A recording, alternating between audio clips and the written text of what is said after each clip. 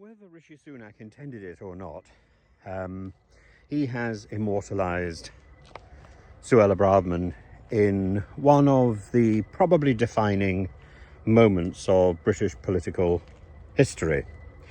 And it's not hers, it's actually his. The point at which the Prime Minister puts the legislative power of politics of the House of Commons of Parliament above the law. And this is earth-shattering, really, in terms of what he's done. And he's done it on the back of Suella Braverman's notebook. So you would expect the great and the good to be wheeled out for interviews, and that's exactly what we're getting. There are, of course, some exceptions. People like John Bercow, who really should keep quiet, but nevertheless, he's always interesting to listen to. I remember going on a television programme, and he'd just been there himself, and I don't think his footage was ever used. Mine certainly wasn't. But he talks about the revolting corpse of the Conservative Party, and I'm afraid in many ways he's absolutely right. He says that the idea of change and bringing in Cameron is a comfort blanket to bring in somebody who left frontline politics 7 years ago. He questions, why would the Conservative Party be happy with that?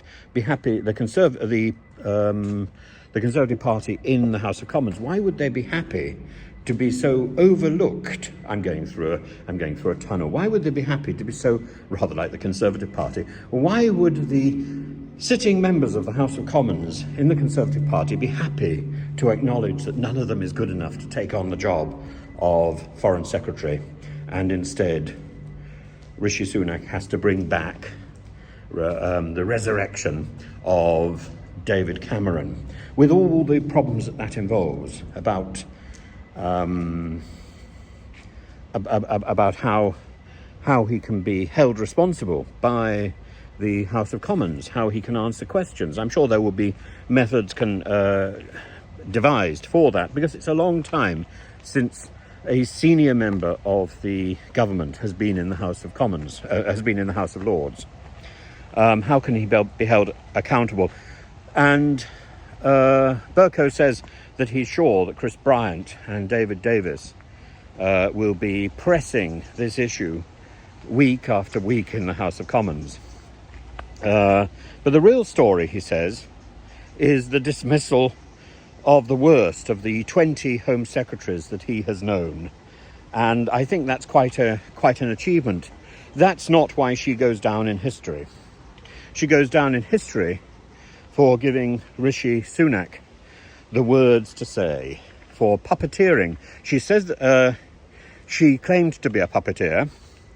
I thought that was outrageous, but in fact, in Rishi Sunak's speech the other evening, she certainly appears to have been putting words into his mouth, because the words he came out with were a version of her truth.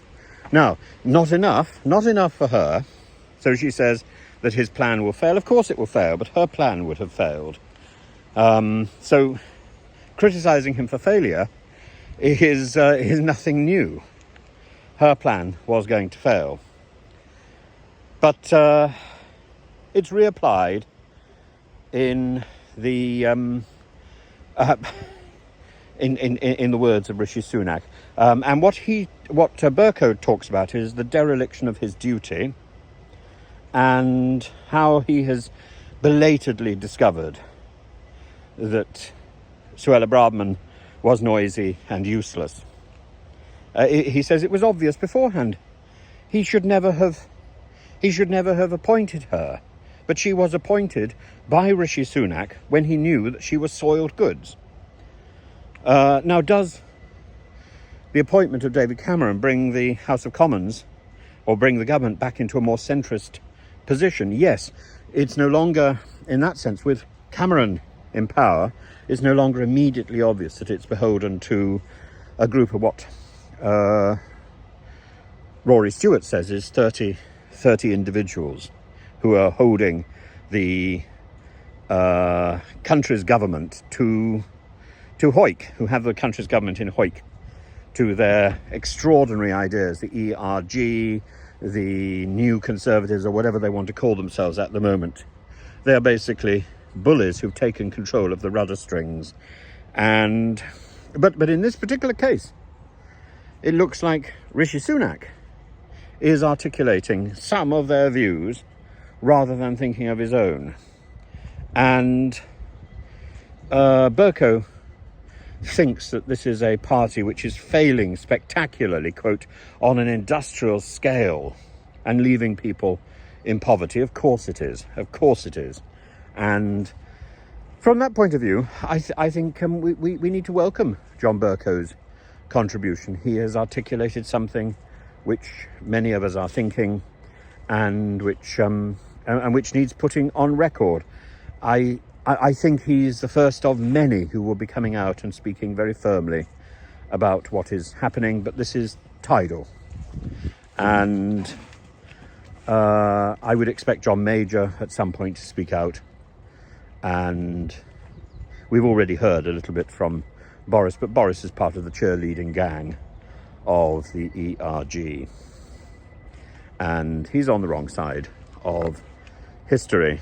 This can only lead to the disintegration of the political party that has been able to survive almost every catastrophe that it has faced. This is one that I think could prove terminal, and that is to the disadvantage not only of moderate Conservatives, but also to the House of Commons and to the Labour Party, because without a decent opposition, the next government is going to be stymied, and in much the same way as the present Conservative government was left in a lurch for quite a long time because it didn't have an effective opposition. And I think only now is Keir Starmer beginning to get into his stride and take control both of Prime Minister's questions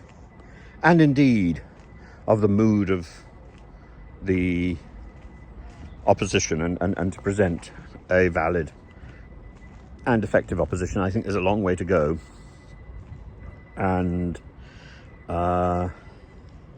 there are people in the Labour Party who are very fine individuals who question what is going on, and long may they do so. But in a short while, the shoe is going to be on the other foot.